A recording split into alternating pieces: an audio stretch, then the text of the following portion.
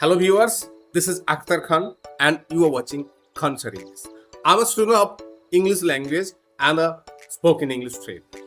Khan Sir English Facebook page এবং YouTube channel অবশ্যই subscribe করুন এবং ফলো করুন এবং প্রচুর পরিমাণে শেয়ার করুন যারা ইংরেজি শিখতে চায় এবং যারা ইংরেজি কথা বলতে চায় এবং লাইক কমেন্ট অবশ্যই করতে ভুলবেন না। খান স্যার ইংলিশে অল্প কয়েকদিনের মধ্যেই বেশ কয়েকটি ভিডিও পরপর আপলোড হতে থাকে এবং কোনো একটি ভিডিও 10 মিনিটের অধিক হবে না, মাত্র 13 থেকে 14টা ভিডিও, অর্থাৎ সব মিলিয়ে যদি আপনি ক্যালকুলেশন করে দেখেন 1.5 ঘন্টার মতো ভিডিও হবে এবং ওই মাত্র 1.5 ঘন্টা যদি আপনি টাইম স্পেন্ড করে সোশ্যাল মিডিয়াতে এই প্রথম ইউটিউব ফেসবুকে এই ধরনের কোনো ভিডিও কোর্স আপনি পাবেন না।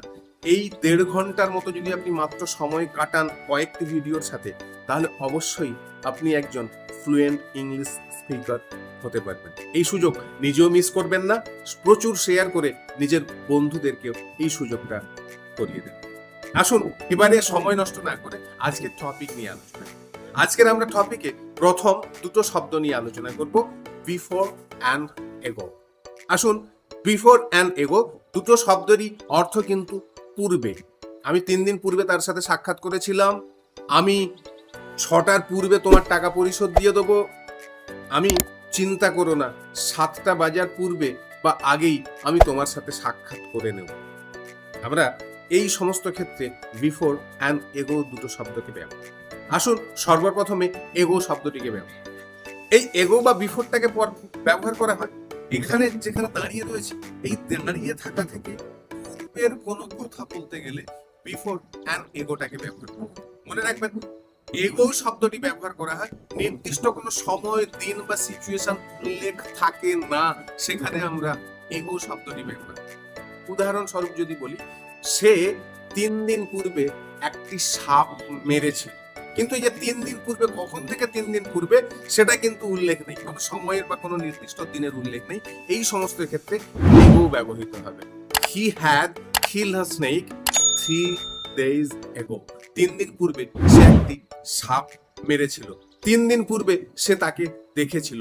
He had seen her 3 days ago। এই এগোর জায়গায় এখানে ব্যাক শব্দটিও ব্যবহার করা যেতে পারে। He had killed a snake 3 days back। 3 দিন পূর্বে সে একটি সাপ মেরেছে। তাহলে এগো শব্দটি আমরা নিশ্চয়ই ব্যবহার করা শিখলাম। এবার আসুন বিফোর শব্দটি ব্যবহার ঠিক এরকম ক্ষেত্রে করব, বর্তমান সময়, একটা সিচুয়েশন, টাইম বা দিন উল্লেখ থাকে। আমি ঈদের 3 দিন পূর্বে তাকে টাকা পরিশোধ দিয়েছিলাম। ঈদ একটা নির্দিষ্ট দিন, একটা নির্দিষ্ট দিন উল্লেখ করা রয়েছে, কোনো নির্দিষ্ট সময় উল্লেখিত হতে পারে। আমি 5টার পূর্বে তোমার সাথে সাক্ষাৎ করব।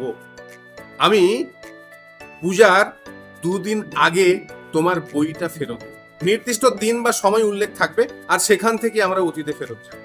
I will repay your money 3 days before puja. ঈদের 3 দিন পূর্বে সে তার সাথে সাক্ষাৎ করবে। সে will meet with him 3 days before Eid. ঈদের 3 দিন পূর্বে সে তার সাথে সাক্ষাৎ করবে। তাহলে বিফোরের ব্যবহারটা আপনারা নিশ্চয়ই শিখে গেলেন।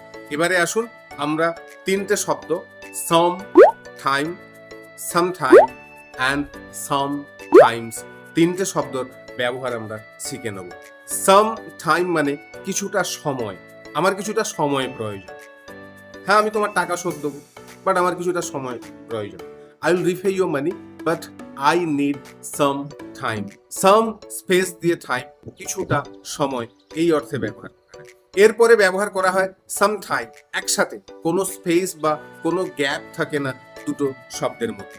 এই সাম টাইম একসাথে যখন হয় এর অর্থ হয় কখনো। দেখুন, আমরা এই অর্থে ব্যবহার করি, কখনো তো আমাদের সেখানে যাওয়া উচিত। সে অসুস্থ, তাকে অন্তত একবার আমাদের দেখা উচিত, কখনো একবার অন্তত, এই ক্ষেত্রে আমরা সামটাইম কথাটি ব্যবহার করি। He is suffering from cancer. সে ক্যান্সারে ভুগছে, তাকে আমাদের অন্তত একবার গিয়ে দেখে আসা উচিত। We should meet him sometime. কখনো তার সাথে গিয়ে আমাদের সাক্ষাৎ করা উচিত। এই অর্থে সামটাইম শব্দটি ব্যবহার করা হয়।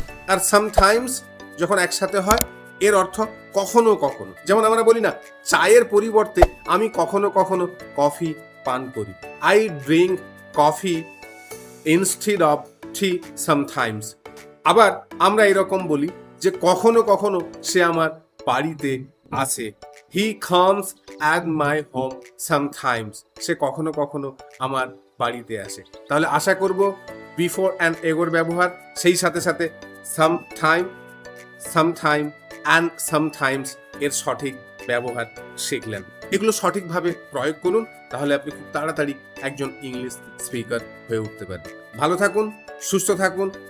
Take care, see you in the next video. Thank you.